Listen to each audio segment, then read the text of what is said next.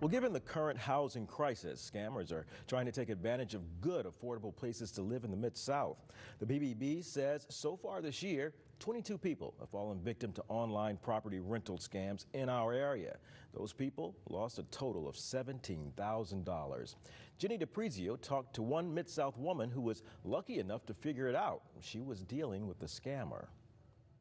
When Carrie Ramsey saw this house near the University of Memphis for rent on apartments.com for just over $1,200, she was excited. There's not a lot out there, and what is out there is very expensive. Ramsey messaged the supposed landlord and got this lengthy email back with a story that said the house had been for sale and was recently taken off the market, so ignore the sign and don't bother the realtor.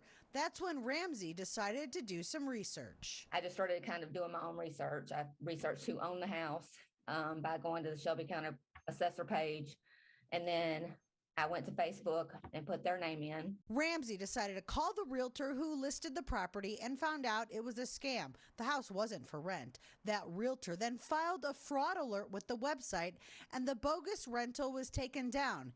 He credits Ramsey for doing her research. Maybe other people have heard about, people being stung from these fraudulent things in the past, and maybe they're being savvy, but it breaks your heart thinking about the people that aren't. And maybe they send that $800 deposit thinking that they're going to get a great deal in a great neighborhood and a great home. The crooks just lift pictures from a legitimate rental listing or multiple listing service for a house, and then they create some sort of urgency about why you need to do the deal immediately. Randy Hutchinson with the Better Business Bureau says be extra careful when using websites and social media to find a place to rent. The housing crisis has opened the gates for scammers trying to take advantage of people needing a place to live. Hutchinson says be wary if you can't meet with the landlord in person or if the price is under market. He says check out the address and name of the landlord or company online to try and find out if it's legitimate.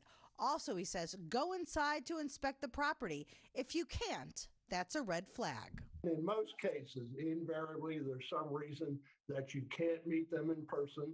You may be only able to communicate over email. You've got to send money, they're going to send the keys. You send the money, they don't send the keys. Luckily, Ramsey was savvy enough not to fall for it, but she knows others weren't as lucky. People are losing a lot of money on a lot of these scams. In East Memphis, I'm Jenny DePrizio.